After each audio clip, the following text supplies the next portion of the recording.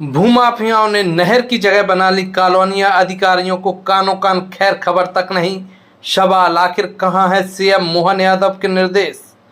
जी हां, अभी तक आपने मकानों और दुकानों से सामान की चोरियों की घटनाओं तो सुनी होंगी, लेकिन विदिशा में हलाली विभाग द्वारा कई हेक्टेयर भूमि पर बनाई गई नहर को ही भूमाफिया चुरा ले गए। नहर के पत्थर, पाइप सहित अन्य उपकरण चोरी हो गए।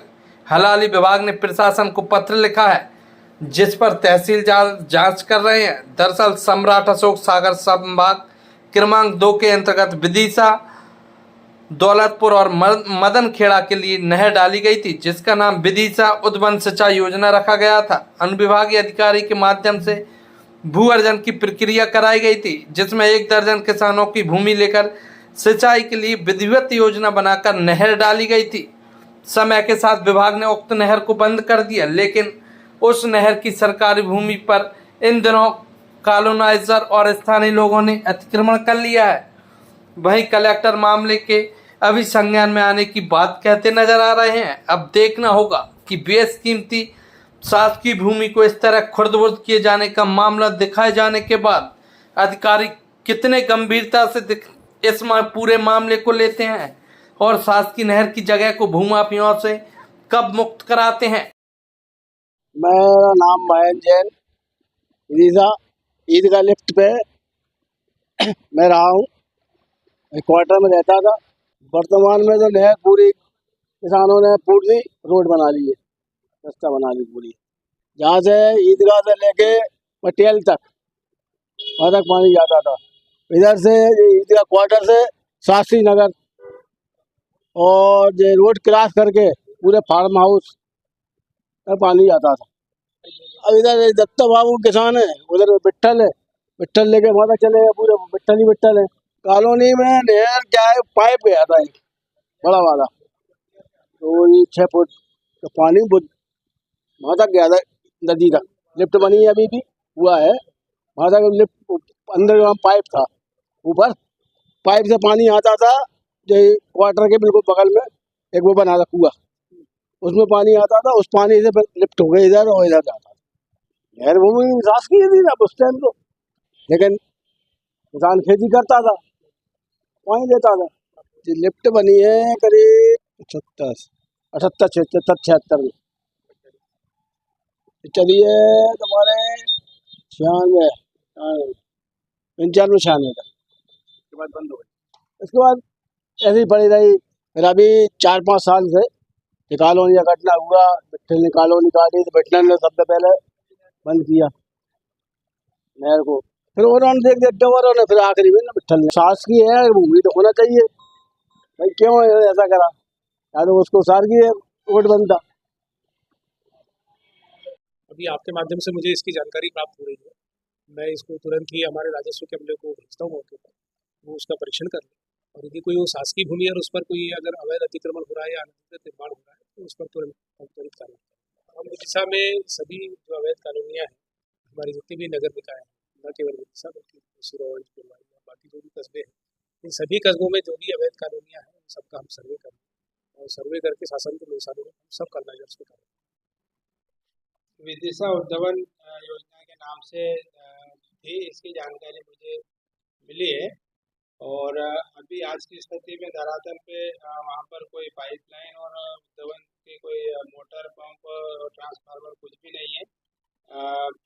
पूर्व में ही जब बनी थी उससे कुछ समय बाद में उसको शासन स्तर से ही वरिष्ठ अधिकारियों के निर्देश पे बंद करने के निर्देश प्राप्त हुए थे, तो वो बंद कर दी गई। और उसके जो पाइपलाइन थी और ट्रांसफार्मर और मोटर पंप वगैरह थे, संबंधित विभाग को मतलब संबंधित कार्यालय को, विद्युत यांत्रिकी विभाग को मोटर पंप और उससे संबंधित इंस्ट्रूमेंट उठाने के, और जल संसाधन विभाग को पाइप जो लगे थे वो निकाल के अपने कस्टडी में रखने के निर्देश प्राप्त हुए थे। तदनुसार विभाग ने उक्त कार्रवाई कर ली। आज की स्थिति में वहाँ पर सिर्फ एक पुराना क्वार्टर बना हुआ है और एक डिस्ट्रीब्यूशन चैम्बर है, उतना दिखता है। इसके अलावा कोई नहर का कोई नामो निशान वहाँ पर अभी नहीं दिखा।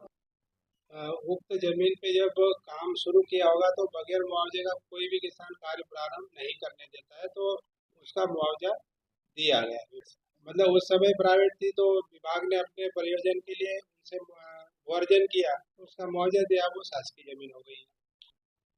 क्योंकि इसकी जानकारी मुझे नहीं थी पूर्व में, जब मैं यहाँ पे पदस्थापना उस समय भी जानकारी, क्योंकि ये बहुत समय से पेंडिंग पड़ा था, तो मुझे जानकारी में नहीं होने के कारण इसका कोई चार्ज में भी नहीं मिला मुझे। मतलब अन्य किसी के माध्यम से मुझे जानकारी मिली कि ये योजना विभाग में थी, तो फिर मैं और स्टाफ के सदस्यों के साथ, कर्मचारियों के साथ मौके पे जा करके देखा, तो वहाँ पे ऐसा कोई सरकारी एक क्वार्टर देखा और एक डिस्ट्रीब्यूशन चेम्बर देखा। फिर बाद में उसके फाइल के बारे में कार्यालय में आकर के चर्चा की, तो उसमें कुछ जानकारी मिली, उससे संबंधित पत्राचार मिले हैं मुझे। तो वो जमीन जो वर्जन की गई वो शासकीय होना पाया गया, मतलब वो जमीन शासकीय है। और आज की स्थिति में उस जमीन का विभाग के लिए वर्तमान में ऐसा कोई उपयोग नहीं है कि वहाँ पर विभाग कोई अपना स्ट्रक्चर खड़ा करे या और कोई काम करे। अगर वो जमीन शासकीय है तो उस जमीन को हम माननीय कलेक्टर महोदय को सूचित करते हुए किसी अन्य शासकीय प्रयोजन के लिए शासन को देने के लिए हम प्रस्ताव भेजेंगे।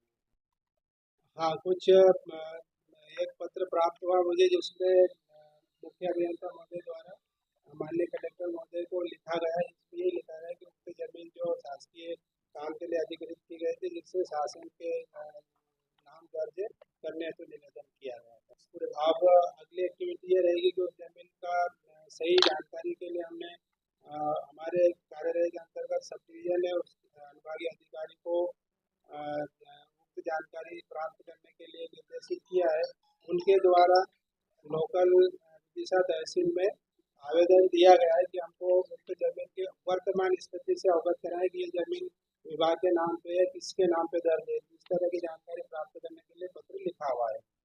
ये पत्र का जवाब प्राप्त होते ही वास्तविक स्थिति सामने आएगी। उसके बाद अगर शासकीय नाम से दर्ज है तो किसी बात की कोई चिंता है नहीं, और फिर उस जगह पे जाके हम चेक करेंगे, और यदि किसी का अतिक्रमण या इस टाइप से कोई पाया जाता है तो उसको हटाने की कार्रवाई की जाएगी। धर्मेंद्र यादव नाम है मेरा और मैं विदिशा नगर पालिका में पार्षद भी हूँ। आज मैं यहाँ पे देखने को आया कि सम्राट अशोक सिंचाई विभाग द्वारा यहाँ पे शहर में नहरों के द्वारा जो सप्लाई दी जाती थी, आज वर्तमान में वो नहरें इस क्षेत्र से गायब हो चुकी हैं और यहाँ पे कई सरकारी भूमि भी है जिसे दमंग लोगों ने कब्जे में कर रखा है और इससे अधिकारी वर्ग अभी अनजान है। हम चाहते हैं कि ये जो शासकीय जमीन अभी दमंगों के पास जो कब्जा कर रखा है, इन्हें शासन छुड़ाया जाए, और नहीं छुड़ाता है तो कांग्रेस पार्टी द्वारा हम जन आंदोलन करेंगे और एक शहर में मैसेज देंगे कि कितने यहाँ पे भाजपा के दलाल हुए हैं और कितने शासकीय जमीन पे इन लोगों ने कब्जा कर रखा है। इस पे हमने आगे देखा है तो यहाँ पे कई जगह कॉलोनियाँ कट चुकी हैं, और इस पे पहले भी हमने एक बार संज्ञान में दिया था। कमलनाथ जी ने इस पे पत्र भेज के जहाँ की जानकारी मांगी थी, जो अब बंद हो गई है, इसे ठंडे बस्ते में डाल दिया गया है। हम दोबारा मुख्यमंत्री से अनुरोध करते हैं कि यहाँ पे जो भी अवैध कब्जे किए गए हैं उन पर कार्रवाई करें, नहीं तो कांग्रेस पार्टी एक जन आंदोलन खड़ा करेगी। धन्यवाद। जय हिंद, जय भारत। स्वदेश समाचार के लिए विदिशा से कोमल प्रसाद सैन की रिपोर्ट।